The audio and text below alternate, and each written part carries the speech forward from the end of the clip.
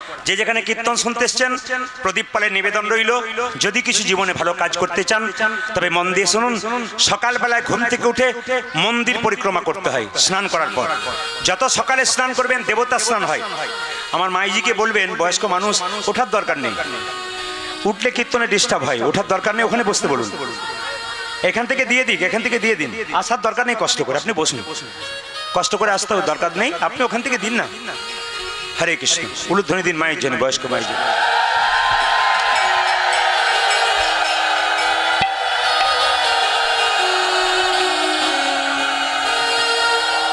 সকালবেলাকার স্নান হচ্ছে আস্তে, সকালবেলাকার স্নান হচ্ছে দেবতার স্নান।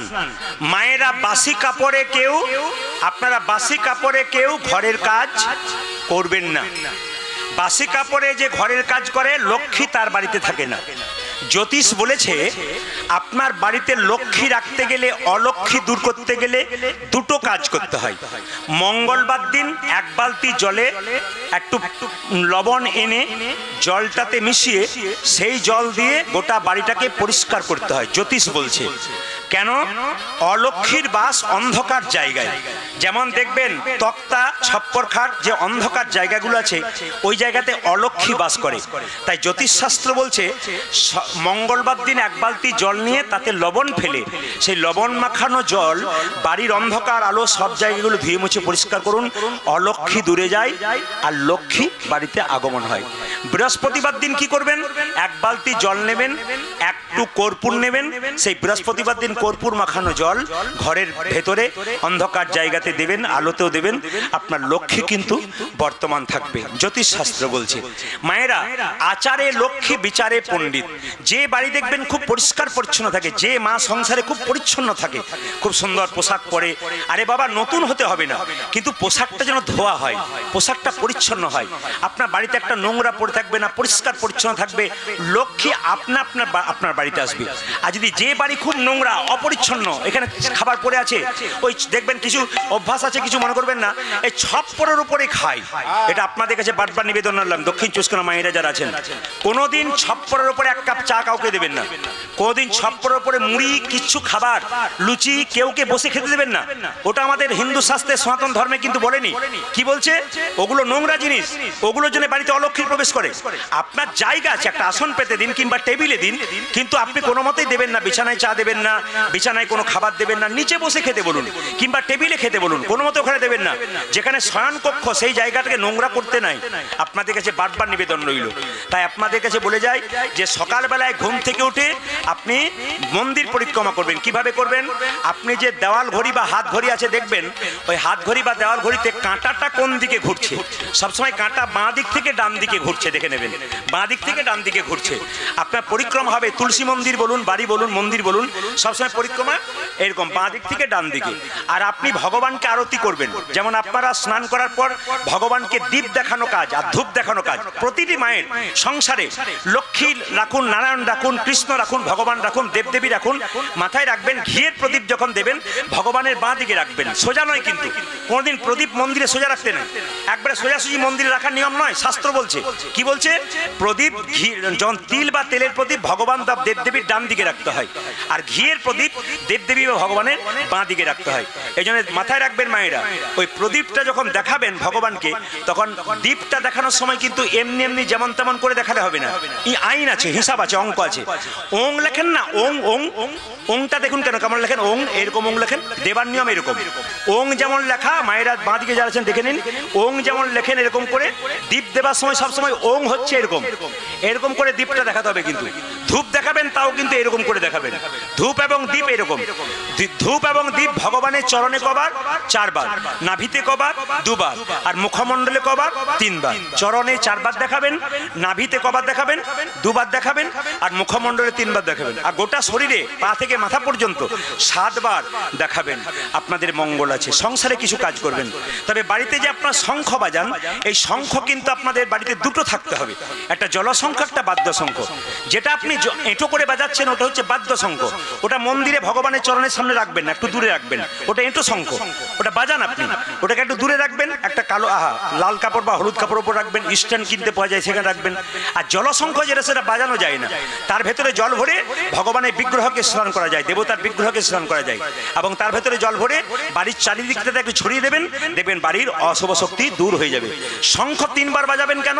শঙ্খ 3 বার বাজাবেন ব্রহ্মা বিষ্ণু আর মহেশ্বরকে ডাকার জন্য।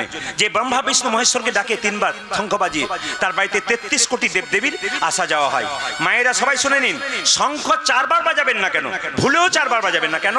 না, যখন অসুররা তার রাজাকে ডাকতেন তখন শঙ্খ 4 বার বাজাতেন।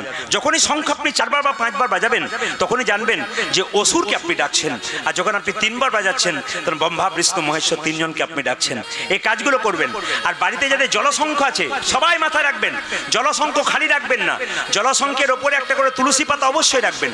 জলশঙ্খের ওপরে প্রত্যেকে একটা করে তুলসী পাতা রাখবেন। আর নারায়ণ শিলা যদি থাকে, নারায়ণ শিলার ওপরে তুলসী পাতা দিতে নেই। অনেকে দেখেছি বাড়িতে নারায়ণ শিলার ওপরে তুলসী পত্র দেয়, শাস্ত্র তা বলছে না। কোথায় দিতে হয়? নারায়ণ শিলার নিচে, তারপর নারায়ণ শিলাকে বসাতে হয়।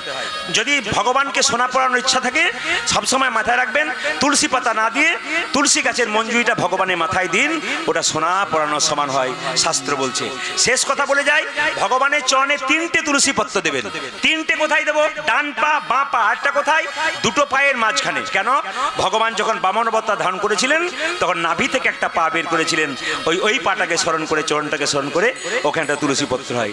সবাই মিলে হাত দিলে প্রায় মিলে বলুন রাধে রাধে। আজকে যতই গরম করুক, পরীক্ষা হচ্ছে ভগবানের, আপনারা কেমন কৃপা পেতে পারেন। সবাই মাথায় কাপড়টা নিন, বাবারা যারা আছেন মাথায় কিছু নেন। আপনারা কেমন কীর্তন শুনছেন? স্ত্রীর নাম দুরিকা দেবী ছিল, স্বামীর নাম কি মণ্ডল ছিল জোরে বলুন? কৃষ্ণের নামটা সবার কৃষ্ণ মণ্ডল। আচ্ছা, দুজনে ভগবানের কাছে মন্দিরে সন্ধ্যাবেলায় ভগবানের ভজনা করছে, হঠাৎ সকালবেলায় করছে স্ত্রী স্বামী। যারা ভগবানকে ডাকে তাদের এত কষ্ট কেন? যারা ভগবানের নাম করে তাদের চাল ফুটে জল পড়ে কেন? যারা ভগবানকে ডাকে তাদের ছেলের অসুখ হয় কেন? যারা ভগবানকে ডাকে তারা একবেলা খেতে পায়, একবেলা খেতে পায় না কেন? যে যেখানে বসে আছেন আপনারা যারা এরকম ধরনের আছেন তাদের উত্তরটা জেনে নিন। যারা ভগবানকে ডাকে তাদের খুব কষ্ট হয়। ভগবান নিজের মুখে বলেছে, যে করে আমার আস আমি করি তার, জোরে বলুন, সর্বনাশ। তবে সে যদি না ছাড়ে আমার পাশ, শেষে হই আমি তার দাস অনুদাস। ভগবান আপনাকে মাঝে মাঝে ধাক্কা দিয়ে দেখে তুমি আমার কতখানি হতে পেরেছো। কৃষ্ণমণ্ডল বলল, যে পড়াশুনো করে সে পরীক্ষা দেয়, যে পড়াশুনো করে না সে পরীক্ষা দেয় না। এই জগতে যারা ভগবানকে ডাকে তাদেরই তো পরীক্ষা দিতে হয়। তোমার চিন্তা নেই গো, ঠিক গোবিন্দ কৃপা করবে। এক সময় স্ত্রী বলে উঠলো, আচ্ছা আচ্ছা স্বামী কিছু মনে করো না, আমাদের গ্রাম ধারেন্দা গ্রাম থেকে কয়েকজন মানুষ তারা যাচ্ছে। বলে কোথায় যাচ্ছে? জগন্নাথ মন্দিরে, তুমি একবার যাও না। কৃষ্ণমণ্ডল জিজ্ঞেস করলো, আমি যদি যাব কৃষ্ণের সেবা কে করবে? আমি করব। আচ্ছা ঠিক আছে যাব, কিন্তু কি জন্য যাব? তুমি জগন্নাথের কাছে চেয়ে নেবে কিছু, আমাদের এত অভাব, কিছু তো চেয়ে নেবে। কৃষ্ণমণ্ডল বললো, শোনো দুরিকা দেবী, কিছু মনে করো না। বলে কি? তোমার সব কথা আমার ভালো লাগে, এটা ভালো লাগলো না। বলে কেন? ভগবানের কাছে কিছু চাইতে নাই, যে চাই সে কিছু পাই, আর যে চাই না এত পাই ভাবতেই পারে না। আপনি মন্দিরে গিয়ে কেন বলবেন মেয়ের বিয়ে দিয়ে দাও? বলবেন না কেন? ভগবান তন্ত্রজামী, তিনি তো জানেন তোমার কি আছে না আছে, তুমি আবার বলবে কি করে? ওই জন্য বারবার বলবো, এখানে যারা কীর্তন শুনছেন, মন্দিরে গিয়ে কোনোদিন ভগবানের কাছে বলবেন না আমার মেয়ের বিয়ে দাও, আমার ছেলের চাকরি দাও। কেন? তিনি তো সব জানেন আপনার কি আছে না আছে। আপনি ভক্তি সম্পদ ভগবানকে দিন, আর কৃপা সম্পদ আপনি পেয়ে যাবেন। এই জন্য বারবার বলবো মায়েরা, 4টে আপেল 4টে কলা মন্দিরে নিয়ে যান, জোরে বলুন ভগবান খায়, জোরে বলুন খায়। একটু জোরে শুনতে চাই, খায়। তাহলে ভগবান যদি না খায়, ভগবান যদি না খায় তবে আপনাদের নিয়ে যাবার দরকার নাই। ভগবান খায় না, ভগবান কি করে দেখে, তুমি যে 4টে কলা 4টে আপেল নিয়ে গেলে অহংকারের ভাবে নিয়ে গেলে না প্রেমের ভাবে নিয়ে গেলে। এখানে যারা কীর্তন শুনতে এসছেন টাকা পয়সা এনেছেন কিনা জানি না, একটা জিনিস কিন্তু সবাই নিয়ে এসছেন ভগবানকে দেবার জন্য। কি বলুন তো? আপনাদের নিজের নিজের মনগুলোকে। ভগবান বললেন মন না মদ ভক্ত, ওগো ভক্ত তুমি তোমার মনটা আমাকে দাও। তোমাকে টাকা পয়সা দিতে হবে না, গাড়ি বাড়ি দিতে হবে না, তুমি তোমার মনটা আমাকে দাও। এখানে কীর্তন শুনতে এসছেন, কার মনে কি হচ্ছে প্রদীপ পাল জানে না, অন্তর্যামী ভগবান জানে। আপনারা বসে আছেন, কে কেমন মন নিয়ে বসে আছেন। যদি মনগুলো ভক্তি ভরে নিয়ে বসে আছেন, ভগবানের নাম শুনছেন, আপনার কৃপা অবশ্য হবে। আর হরিনামে বসে যদি ঘরের চিন্তা করছেন, অন্য কারোর কথা চিন্তা করছেন, আপনি ভুল করবেন। এই সংসারে কাউকে ভালোবাসবেন, সে আপনাকে ধোঁকা দিতে পারে, বেঈমানি করতে পারে, কিন্তু ভগবানকে কেউ যদি ভালোবাসে বাবা, ভগবান কারোর সঙ্গে বেঈমানি করে না। ভগবান সঠিক জায়গায় সঠিক সময় নিয়ে চলে যায়। ওই জন্য আপনারা সংসার করবেন, সবকিছু করবেন, কিন্তু ভগবানকে ভালোবাসবেন।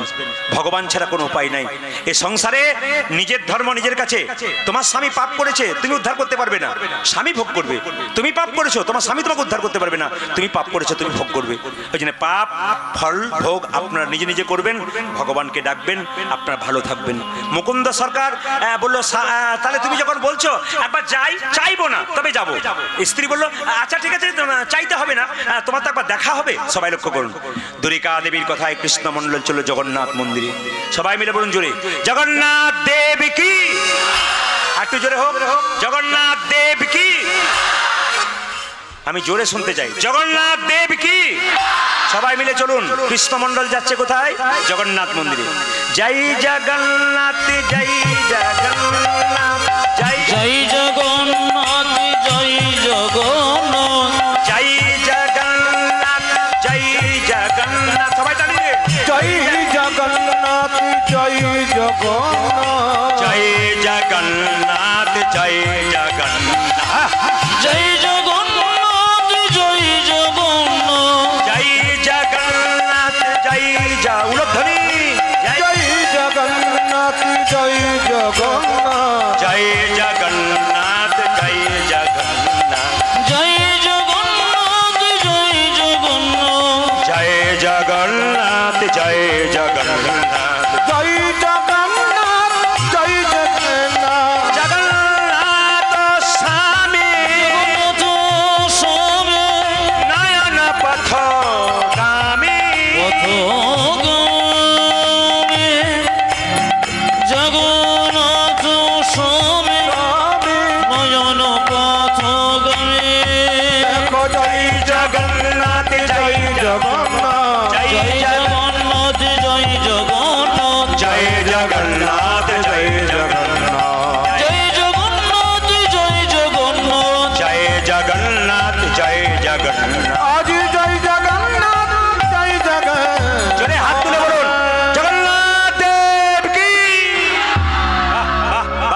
আপনাদের জয়ের ধ্বনিতে জগন্নাথ খুশি হবে। আরেকবার, জগন্নাথ দেব কি।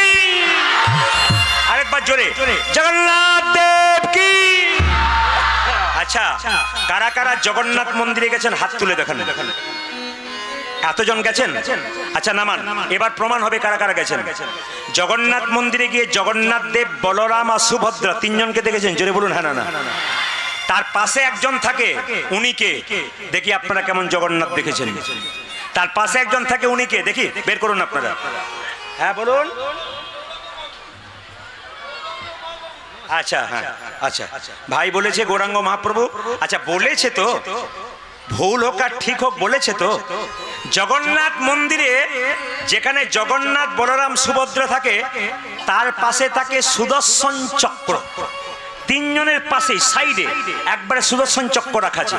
আচ্ছা মায়েরা, যদি এবার জগন্নাথ মন্দিরে যান, মিলিয়ে দেখবেন জগন্নাথ, বলরাম, সুভদ্রা, তার পাশে সুদর্শন চক্র।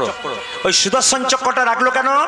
সুদর্শন চক্র বলতে চাইছে, যদি জগন্নাথকে প্রণাম করবে, ভক্তি করবে, তবে জগন্নাথের চরণে যাও। আর জগন্নাথের মন্দিরে কেউ সে যে দুষ্টুমি করবে, আমি সুদর্শন চক্র তোমাকে ছেড়ে কথা কইব না কিন্তু। মায়েরা, আচ্ছা জগন্নাথ দেবকে তো দেখেছেন, চোখগুলো গোল না পটল চেরা? জোরে বলুন, একটু জোরে বলুন। আচ্ছা কৃষ্ণের চোখ পটল চেরা না গোল? জোরে বলুন। পটল চেরা। কৃষ্ণের চোখটা পটল চেরা কেন হলো? কৃষ্ণ দ্বারকার রাজা, বিচার মাঝে মাঝে এদিক ওদিক হতে পারে, কিন্তু জগন্নাথের চোখটা গোল কেন? জগন্নাথ জগতের নাথ। ভিখারি গেলেও যা, ব্রাহ্মণ গেলেও তা, গরিব গেলেও যা, আর ধনী গেলেও তা, শূদ্র গেলেও যা, সকলের জন্য জগন্নাথ।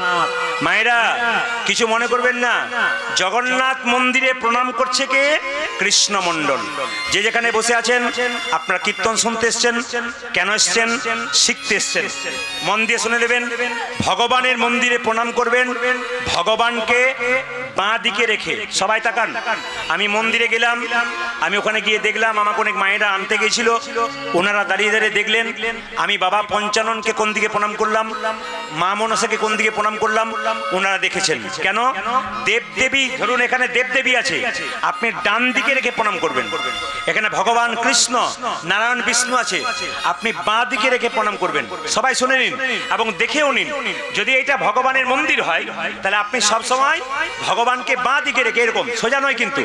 আর যদি এটা দেবতার মন্দির হয়, মা কালী, মা মনসা, মা দুর্গা, তাহলে প্রণামটা কিন্তু ডান দিক থেকে হবে। সোজা প্রণাম কিন্তু মন্দিরে করবেন না। যদি কেউ ভুল করে মন্দিরে সোজা প্রণাম করছেন, আপনার প্রণাম করা হলো কিন্তু ফল কিচ্ছু হলো না, জিরো ব্যালেন্স। এবার তাকান, তাহলে সোজা প্রণাম কাকে করবেন? সাধুগুরু বৈষ্ণবকে করবেন, বাবা মাকে করবেন। মায়েরা সবাই তাকান। এখন দেবদেবীকে প্রণাম করলেন, সবাইকে করলেন, ঠিক কথা, কিন্তু সাষ্টাঙ্গে প্রণাম করবে পুরুষ মানুষ। দণ্ডবত মানে লম্বা হয়ে শুয়ে প্রণাম কে করবে? পুরুষ মানুষ। মায়েরা কিন্তু লম্বা হয়ে শুয়ে প্রণাম করতে পারবেন না। যেটা আপনার ডন্ডি কাটেন ওটা কথা বলিনি। মন্দিরে যখন প্রণাম করবেন, আপনাদের নিয়ম কিন্তু কোনো মতেই লম্বা হয়ে পড়ে নয়। যদি কেউ লম্বা হয়ে পড়ে প্রণাম করছেন, ভুল করছেন। আর দাদা ভাইদেরকে বলবো, আপনারা যখনই দণ্ডবত প্রণাম দেবেন, লম্বা প্রণাম, কেউ জামা পরে দেবেন না, খালি গায়ে দেবার চেষ্টা করবেন। কেন বলুন তো? এই লম্বা হয়ে প্রণাম মানে, সবাই তাকাবেন, দণ্ডবত প্রণাম, লম্বা হয়ে প্রণাম, আপনার বুকটাকে মাটিতে ঠেকতে হবে। নিত্যানন্দ মহাপ্রভু, অদ্বৈত শ্রীবাস গদাধর, ওনাদের ছবিগুলো দেখবেন সবাই খালি গায়ে, জোরে বলুন হ্যাঁ না? এবং দেখবেন গলাতে একটা করে উন্নি আছে। আচ্ছা মায়েরা, গলাতে উন্নি কেন? হরে কৃষ্ণ। গলাতে উন্নি কেন? আমার দিকে তাকান, তাহলে বুঝতে পারবেন। আপনাদের দক্ষিণে হয় কিনা জানি না, আমাদের বীরভূমে কারো বাবা মা যদি মারা যায়, 2000 লোককে নিমন্ত্রণ করেছে, একটা ব্যাচ বসেছে 500 লোক। তো যার বাবা মারা গেছে তিনি কিন্তু গলায় কাপড়টা দিয়ে বলেন, সেবা ভালো হচ্ছে তো? যদি খাবারে নুনও হয়ে যায় তবু বলে না না না খুব ভালো। তার মানে কি, আপনি যত আপনি প্রণাম এরকম করে নিবেদন করবেন, তত কিন্তু আপনার বিনয়ী ভাব হবে। মায়েরা তুলসী মন্দিরে যাবেন, প্রদীপ দেবেন, ভগবানের মন্দিরে যাবেন, সবসময় গলায় কাপড় মানে বিনয়ী ভাব। দেখবেন যারা বৈষ্ণব মানুষ, তার রাস্তা দিয়ে হেঁটে যায়, দেখবেন বিনয়ী ভাব। এই যে চাদরটা দেখতে পাচ্ছেন আপনারা, আসামের চাদর। এটি কিন্তু আসাম যদি আপনারা কেউ যান, যত বড়ই মন্ত্রী হোক, নেতা হোক, ভালো ভালো মানুষ হোক, সেলিব্রিটি মানুষ হোক, সবাইকে কিন্তু এই চাদরটা দেয়। আমরা কীর্তন করতে যাই, আমি তো প্রচুর চাদর পেয়েছি, আসামিজ চাদর এগুলো। এরা দেয় 3টে কারণে। বলছে দাদা, এই চাদর যখন গলায় থাকবে কারো, তখন বুঝবেন উনি ভক্তির জায়গায় চলেন, ভগবানের কাছে। আর এই চাদর যদি কোনো রকম একবার মাথায় বেঁধে পাকড়ি করতে পারে, তাহলে বুঝবেন উনি মারামারি করতে চললেন। হরে কৃষ্ণ। মাথায় যদি বাঁধে। আর মায়েরা অ্যাকচুয়ালি কিন্তু নিয়ম হচ্ছে সবসময় গলায় কাপড়, বিনয়ী ভাব, এটা কিন্তু নিয়ম। তো সবাই লক্ষ্য করুন, প্রণাম করবে যখন পুরুষ মানুষ, বুকটা খুলে, কেন? ধুলো যেন বুকে ঠেকে। মায়েদের সেটা সম্ভব নয়, মায়েরা কোনোদিন সেটা সম্ভব নয়। আপনারা পঞ্চাঙ্গে প্রণাম করবেন, হাঁটু গাড়বেন, দুটো পা মাটিতে ঠিকবে, দুটো হাত মাটিতে ঠিকবে 4টা, আর কপালটা মাটিতে ঠিকবে, কটা হলো? 5টা। আপনারা পঞ্চাঙ্গে প্রণাম করবেন। আর এখনকার ছেলে মেয়েরা প্রণাম তো অন্যরকম করে, পা পর্যন্ত যায় না, হাঁটু পর্যন্ত যায়। বলি হ্যাঁ রে, পা গেল না, পা পর্যন্ত গেল না? বলে জিন্সের প্যান্ট ফেটে যাবার ভয়, এই জন্যে পারি না। এই জন্য প্রণাম করে, দাদা ভালো আছেন? স্ক্রিন টাচ প্রণাম। স্ক্রিন টাচ মোবাইল দেখেছেন না? এখন বাবারা জানে স্ক্রিন টাচ প্রণাম করছে সব। স্ক্রিন টাচ প্রণাম নয়। যদি দূর থেকে প্রণাম না করতে পারেন, পায়ে প্রণাম করতে না পারেন, আপনি এরকম করে প্রণাম করবেন, হরে কৃষ্ণ, রাধে রাধে, জানিতাই, রাধে রাধে, বিনয়ী ভাব, মাথাটা নিচু করুন, কোনো অসুবিধা নেই। কাউকে যদি পা ছুঁয়ে প্রণাম না করেন, আপনি দূর থেকে রাধে রাধে, হরে কৃষ্ণ, জানিতাই, এই কথাটা বলবেন, আপনার প্রণাম কিন্তু হয়ে যাবে। তো সবাই লক্ষ্য করুন, যেই না প্রণাম করেছে, অমনি মনে মনে ভাবলো আমার স্ত্রী তো চাইতে বললো, আমি কি চাইবো? আচ্ছা একবার জগন্নাথ দেবকে ডাকি। জগন্নাথ দেবকে ডাকছি, প্রভু আমার দেখা দাও, বারবার ডাকছি। কিভাবে ডাকছি? প্রভু আমার দয়া কর, দয়া কর একে। এই মাইক ম্যান, প্রভু জানো দয়া করো, সবাই দয়া করো, একে আর সবাই মিলে জগন্নাথকে ডাকছে কে? কৃষ্ণমণ্ডল। প্রভু আমার দয়া করো, দয়া করো একবার, প্রভু আমার দয়া করো, দয়া করো একবার, প্রভু আমার দয়া করো, দয়া করো একবার, প্রভু আমার দয়া করো, দয়া করো একবার, যুগে যুগে হরি এসেছো ধরাই, উদ্ধারিতে জগজনে, তাই তো তোমায় ডাকি প্রভু, ডাকি আপন মনে। প্রভু আমার দয়া করো, দয়া করো একবার, ও দয়া প্রভু আমার দয়া করো, দয়া করো একবার, যুগে যুগে হরি এসেছো ধরাই, উদ্ধারিতে জগজনে, তাই তো তোমায় ডাকি প্রভু, ডাকি আপন মনে। প্রভু আমার দয়া করো, দয়া করো একবার, প্রভু আমায় দয়া করো, দয়া করো একবার, আমি দয়া করো একবার, আমায় দয়া করো একবার। যে যাকে ভালোবাসে, আস্তে, যে যাকে ভালোবাসে তাকে দুটো চেরে কথা বলতেও পারে। জোরে বলুন হ্যাঁ না। যে যাকে ভালোবাসে তাকে দুটো কথা ছেড়ে বলতে পারে।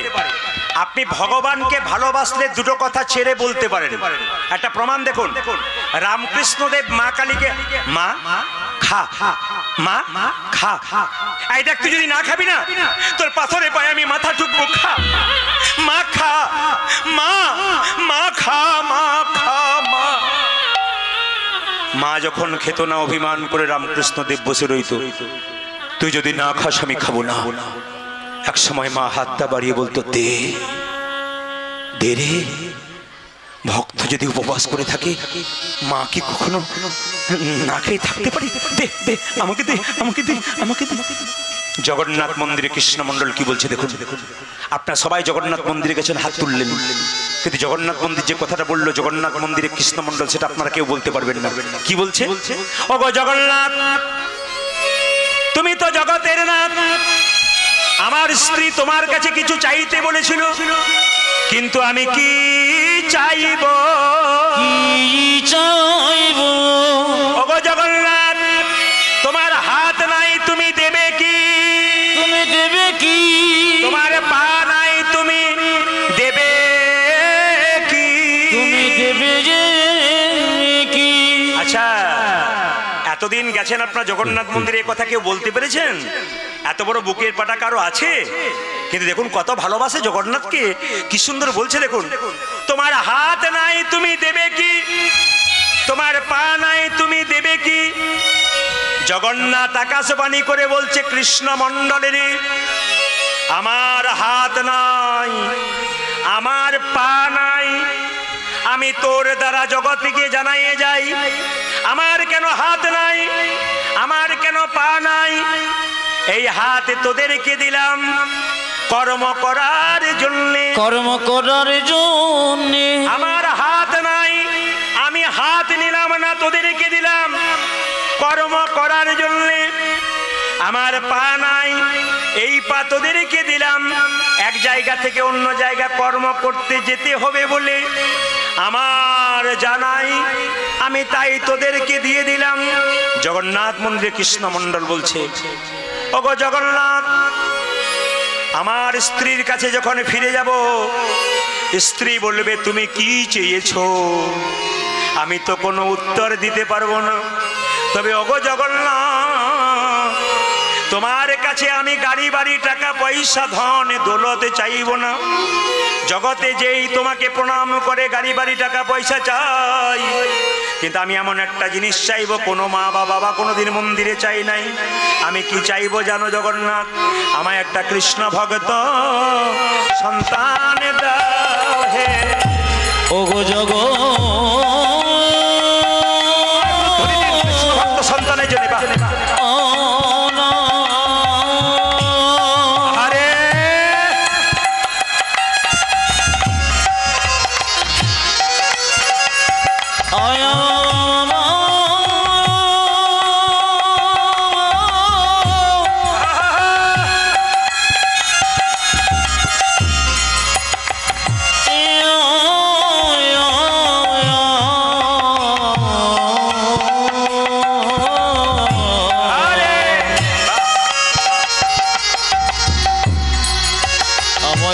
কৃষ্ণ ভক্ত সন্তান রাখে এই অভিলাষ আমার মনে কৃষ্ণ ভক্ত সন্তান দাও ও জাগে এই অবিলাপ আমার মনে যেন প্রাণ ভরে নাম গাইতে পারি এই অবিলাপ আমার যেন মনে প্রাণ ভরে নাম গাইতে পারি এই অবিলাপ আমার যেন মনে প্রাণ ভরে নাম গাইতে পারি কৃষ্ণ ভক্ত সন্তান দাও গে পরশু তারিখে যেখানে গাইছিলাম, পরশু তারিখে মুর্শিদাবাদে গাইছিলাম, যেখানে বাঁশা একজন পরিচিতি মানুষ আমাকে দেখে বলল, প্রদীপবাবু আপনার কীর্তন তো আমি প্রতিনিয়ত শুনি, আমার বাড়িতে আমার স্ত্রী পুত্র কন্যা সবাই শোনে, যেন মুখস্থ হয়ে গেছে আর কি, এত শুনি আমরা, কিন্তু আমার আপনার কাছে একটা আমার কথা ছিল। বলে কি না, আমার একটি মাত্র ছেলে, আমি নিশ্চিন্তে মরতে পারি।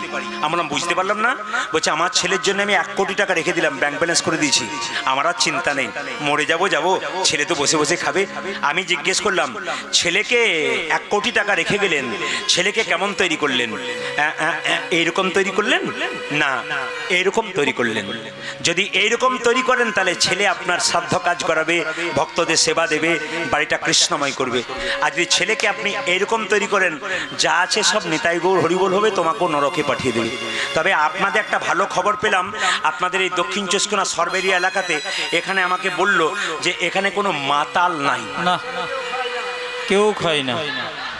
আপনাদের হাসিতেই বুঝতে পেরেছি পার্টি আছে, হাসিতেই বুঝতে পেরেছি। ও মায়েরা এইদিকে তাকান, সব জায়গাতেই আছে, শুধু এখানে বললে হবে না, সব জায়গায় যাচ্ছি তো। দেখুন কারো বাচ্চা হচ্ছে, বন্ধুরা বলছে পার্টি দে, কি পার্টি দেবো, পার্টি দে। আবার দেখবেন কেউ যদি মারা যাচ্ছে, আপনাদের দিকে নাই, আমাদের দিকে কেউ যদি মারা যায়, একটি মাত্র ছেলে, কয়েকদিন আগে তার মা মারা গেছে, 22 বছর বয়স, আমি দেখছি দাঁড়িয়ে দাঁড়িয়ে ওই ছেলেটি আছাড় খেয়ে কাঁদছে, পৃথিবীতে কেউ নাই মা ছাড়া, খুব কাঁদছে পাগলের মতো, মাত্র 22 বছর বয়স, মা কষ্ট করে ছেলেকে মানুষ করছিল, পড়াশোনা করছিল, মা স্ট্রোক হয়ে গেল, মারা গেল, বাচ্চাটা 22 বছর বয়স, মায়ের বুকে কাঁদছে, মাথা ঠুকরে ঠুকরে। আমি বললাম হ্যাঁ রে, মা তো চলে গেছে বাবা, এক কাজ কর, মায়ের তো শেষকৃত্য সম্পন্ন করতে হবে। হ্যাঁ কাকু করতে তো হবে, তো 2-4 জনকে ডাক, নিশ্চয়ই সবার হয়ে যাবে। এখন আমি দেখতে গেলাম একটা বাড়ির দরজায় গেছে, একজন বয়স্ক লোক বেরিয়ে এলো, কিরে ফটকে তোর মা মারা গেল? বলে হ্যাঁ। শ্মশানে যেতে হবে? বলে হ্যাঁ। কোনো অসুবিধা নাই, জোগাড় কর, চলে যাবে। অসভ্য ইতর কোথাকার। এটা শুধু আমাদের এলাকাতে নয়, সব জায়গাতেই মৃতদেহ দাহ করতে যাচ্ছে, মাতলামি করে যাচ্ছে। আপনি আপনার মাকে পোড়াতে যাচ্ছেন, আপনাদের বারবার নিবেদন রইল 50 জন নিয়ে যাবেন না, 5 জন নিয়ে যাবেন, তবু মাতাল নিয়ে যাবেন না। আপনার মাকে পোড়াতে গেলেন আর মাতলামি করে বাড়ি এলেন, আপনার মায়ের আত্মা কোনো তো শান্তি পেল না। কেন? আপনার মা মারা গেছে, আপনি আনন্দ করতে যান নাই, আর লোককে আনন্দ করতে নিয়ে যান নাই। কেন? যেন মাথা নিচু করে যায়। অন্যান্য সম্প্রদায়ে কেউ মারা গেলে দেখে নেবেন আপনারা, ওরা যখন শেষকৃত্য সম্পন্ন করতে যায় দেখবেন মাথা নিচু করে চুপচাপ চুপচাপ চলে যায়, পবিত্রভাবে চলে যায়। এত পবিত্র, লজ্জা লাগা উচিত আমাদের। তা ঠাট্টা করে আমাদের বলে, এই তো তোমাদের মৃতদেহ, মাতলামি করে করে নিয়ে আসে, আবার তোমাদের ধর্ম কিসের? দেখবেন, কিছু মনে করবেন না, আপনাদের সরবেরিয়া এলাকাতে দুর্গাপূজা হয় না? জোরে বলুন হ্যাঁ না? হয় না মায়েরা, হয় না দুর্গাপূজা? তো দুর্গাপূজা তো হয়, আপনার দুর্গাপূজা দেখতে যান না থিম দেখতে যান? জোরে বলুন, থিম দেখতে যান না দুর্গাপূজা দেখতে যান? প্যান্ডেল দেখতে যান না দুর্গাপূজা দেখতে যান? এখন তো সব প্যান্ডেল দেখতে যায়। না না, প্যান্ডেল করুন, খুব ভালো, থিম করুন। এমন থিম করবেন না যেন হিন্দু ধর্ম শেষ হয়ে যায়, সনাতন ধর্ম শেষ হয়ে যায়, এমন কিছু করবেন না। আমি এবছর দুর্গাপূজায়, জায়গাটার নাম করবো না, ক্যামেরা হচ্ছে, এক জায়গাতে আমি গান করতে গেছি, ছেলেগুলো বললো দাদা এ তো বিরাট বিরাট প্যান্ডেল এই বাজারে, চলো একবার ঘুরেই যাই। রাত 2টো বাজছে, আপনার চমকে যাবেন, রাত 2টো বাজছে, সেই সময় দেখতে পাচ্ছি হাজার হাজার লোক, কাতারে কাতারে লোক ঠাকুর দেখছে। হঠাৎ আমি দাঁড়িয়ে দেখছি একজন অন্য ধর্মের মানুষ আমার পাশে দাঁড়িয়ে আছে, সে বলল আপনি প্রদীপবাবু না? বলে হ্যাঁ, আমি অন্য জাতির লোক হতে পারি, আপনাকে সবসময় আমি দেখি। কিন্তু প্রদীপবাবু, এই যে আপনি দেখছেন দুর্গা মন্দিরে, কি দেখছেন? কি দেখলাম জানেন? থিম দেখলাম। কি থিম? অসভ্যতা। কি না, শিব স্কুটি চালাচ্ছে আর দুর্গা পেছনে হাত দিয়ে বসে আছে। এটা হাসি নয়, এটা করলে কেউ হাসবেন না, এটা আমাদের হিন্দু জাতির লজ্জা, ঘৃণা হওয়া উচিত।